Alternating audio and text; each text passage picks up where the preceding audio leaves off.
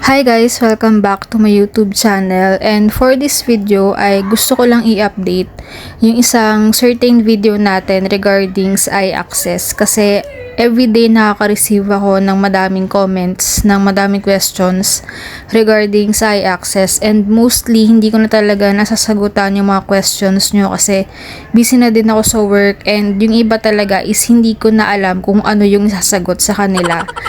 So, itong video na to guys ay 2021 pa. So, for sure, marami ng changes na binago si Land Bank. Kasi yung link na nilagay ko dun sa description box ay hindi na gumagana. So, baka nag-update na sila or nagbago na sila ng link or ng process. Hindi ko alam. Wala akong idea kasi simula nang gumamit ako nung iAccess and nagka-ATM ako sa kanila is hindi ako nagka-problema, or until now talagang ginagamit ko siya, working yung iAccess ko, yung ATM ko. Hindi ako nagka-problem simula noon hanggang ngayon, and ginagamit ko pa rin siya yung sa iAccess ko kasi nga ginagamit ko yun pang sahod ko dito kay YouTube. So hanggang ngayon wala akong problema. So kaya hindi ko na din alam kung ano yung mga bago update kay iAccess kasi nga hindi ko na siya hindi ako nagkakaproblema. So, hindi ko kinokontak si Land Bank or yung customer service nila, ganyan.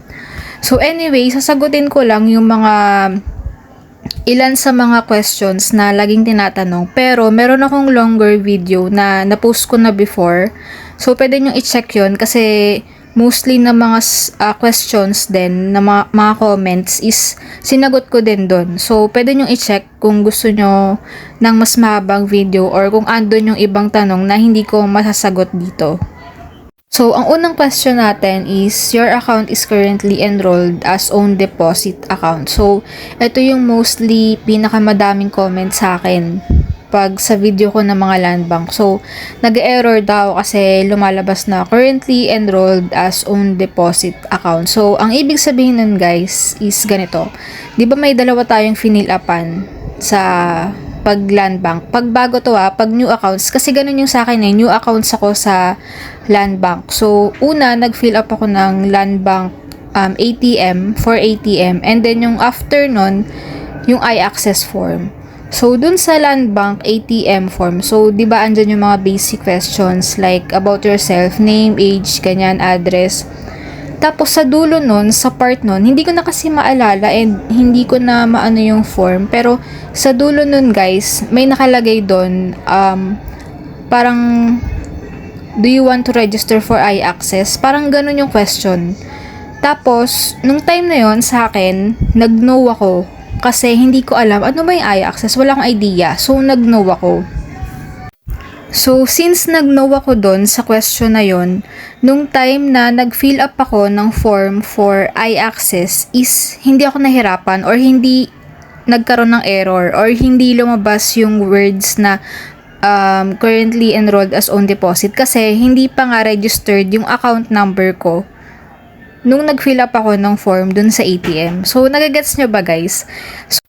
So, kung nag-guess kayo dun sa question na yon na do you want to register for iAccess, kung nag-guess ka dun, merong lalabas dun na parang space or tatanungin ka, create your iAccess ID or basta ganun, gagawa ka ng iAccess ID. So, yun na yung magiging iAccess ID mo na importante para dun sa paggawa mo ng form for iAccess. Kasi tatanungin ka niyan So, ang gagawin mo lang is parang gagawa ka ng username for iAccess ID, and dapat tanda mo yun or dapat naalala mo yun kasi importante yun guys na once na nag-create ka ng iAccess ID is yun na yung mismo yung gagamitin mo din for pag-fill up mo ng form sa iAccess ID or iAccess account. So, going back, kaya ka nagkakaroon ng error dun sa iAccess form, yung lumalabas nga yung currently enrolled kasi nag-yes ka dun sa previous form ng ATM na do you want to register for iAccess? Nag-yes ka dun So, kumbaga, parang i-automatic na nila na i-enroll yung ATM account number mo dun sa iAccess.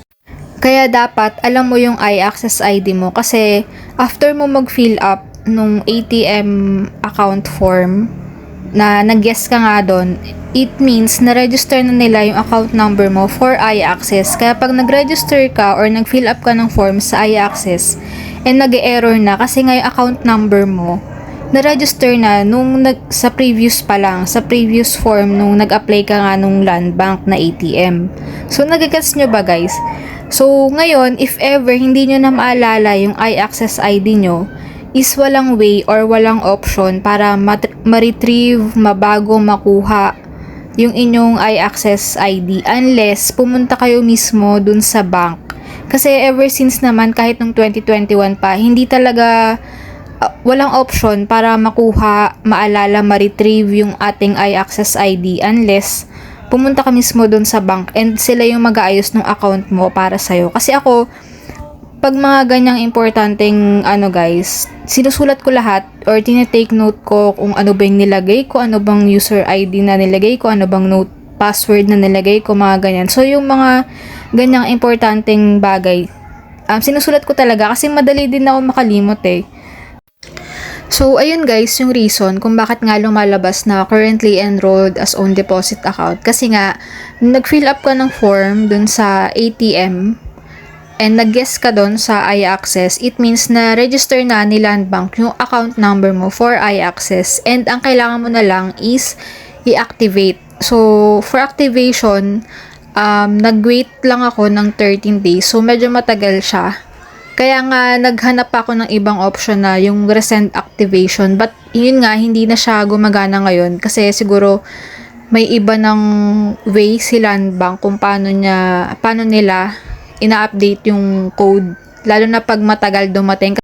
So, ayun guys, regarding sa activation code, hindi ko na alam guys. Kasi wala na akong idea kung anong another option para mag-resend ng code. Pero, much better talaga if mag-a-ask kayo directly dun sa bank or mag-email kayo kung sasagot man sila kasi natry ko na din mag-email hindi naman sila ganun kabilis mag-reply sa email. So much better talaga kung sasadyain nyo mismo yung bank and dun directly magtanong para alam yon lahat ng question mo na gusto mong itanong sa kanila is masagot nila and mabigyan kanila ng sagot ng tama, I mean yung accurate na sagot na. So, ayun guys, I hope na naintindihan nyo and kahit paano na-gets nyo yung ibig sabihin ng currently enrolled as own deposit account. And ang next question natin is, bakit naka-caps lock ang email address? So, ganun talaga guys, dun sa form ng online form ng Land Bank, lahat talaga naka-caps lock, 'di ba? Hindi mo siya ma-lowercase, hindi mo siya malo-lowercase. Kaya, i-type mo lang as is yung email address mo. I-type mo lang siya ng, kung lahat naka-lowercase, i-type mo lang siya ng lowercase. Ganon lang. Kahit lumabas siyang naka-caps lock, basta i-type mo lang siya ng lowercase. Make sure na tama yung spelling. Para, alam mo yun, mahirap kasi magkamali sa mga ganyang mga form, no? So, always double check before ka mag-submit, before ka mag-next. So, always double check. And then, next question is, paano mag-edit, mag-update ng mga nawalang cellphone number, paano mag-update ng bagong cellphone number, hindi maka-receive ng OTP, ganyan. So, again guys, meron akong playlist na ginawa na about sa Land Bank, yung mga paano mag-update, ganyan. Meron akong ginawang playlist, so sundan nyo lang yon if it's working until now. So, mas okay, 'di ba? Kung kasi online eh. But kung hindi sila sumasagot or nag-send na kayo ng form, ginawa nyo na yung nag-email na kayo sa kanila, ganyan, and wala pa ring sagot, much better guys na pumunta na kayo mismo dun sa bank. Okay? Kasi katulad yan, ang dami nag-question sa akin paano mag-update ng nawalang SIM, ganto ganyan. And naghahanap kayo online, wala kayong makitang sagot. Kasi ako personally hindi ko na rin alam. Kasi nga, yun nga, baka iba na yung process noon sa ngayon. So, much better guys, kung malapit lang sa inyo yung bank, much better na, alam mo yun, sadyain nyo na magtanong na kayo doon para at least hindi na rin kayo mahirapan kung para sa inyong account sa Land Bank, 'di ba? Na at least direct na kayo magtanong sa kanila, masagot nila yung questions nyo, ma-update agad, maayos agad, 'di ba? So, ayun, kasi hindi na ako sure kung working pa rin ba yung mga tutorials ko noon before. Kasi before working pa rin naman siya kasi may mga nagko-comment na gumana sa kanila, ganyan. So, ngayon, hindi ko na sure guys. So, much better talaga na pumunta na mismo sa bank para at least direct kayong ma-assist and accurate yung gagawin yung instruction na kung ano man yung sabihin nilang instructions.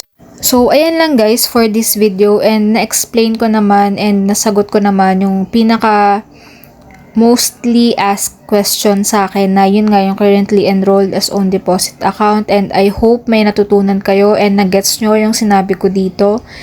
And based lang yun guys sa experience ko na that time is first time user ako or first time akong mag-register sa bank and nag-know ako dun sa iAccess. Kaya nung nag-fill up ako nung second form for iAccess is naging smooth yung pag-fill up ko ng form kasi nga since nag-know ako dun sa form ni Land Bank ay hindi pa naka-register yung number ko doon, yung account number ko doon, kaya naging okay or naging smooth yung registration ko doon sa iAccess. So anyway, ayun, kasi uulit na naman tayo. So ayun, I hope na gets nyo, and to summarize it all guys, ang gusto ko lang din sabihin na again, hindi ko alam kung working pa ba yung mga tutorials ko before sa Land Bank. Kasi nga, pandemic pa nun. So, mostly talaga online ganyan. So, hindi ko na alam kung working pa rin lahat. Pero, I prefer and I suggest na if ever nagkaka-problem kayo and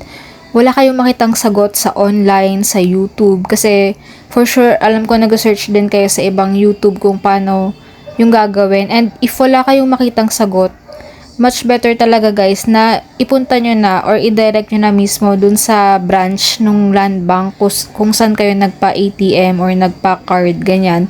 Para at least, 'di ba, masagot lahat and direct na maayos yung inyong concern dun sa account nyo. So, ayan lang guys for this video, and again, kung meron kayong questions na hindi ko nasagot dito, meron akong previous video or video dati pa na answer din ako ng mga questions doon ng ibang comments sa akin. So, pwede nyo i-check yun kasi baka nandun yung ibang questions na hinahanap nyo. But again, to summarize this video, wala na po akong update kung ano yung mga latest kay Land Bank, kay iAccess. Kaya much better talaga guys kung may concern kayo na direct na kayo mismo dun sa bank para at least, 'di ba, ma-address nila yung concern nyo and magawa agad or maayos agad nila yung account nyo.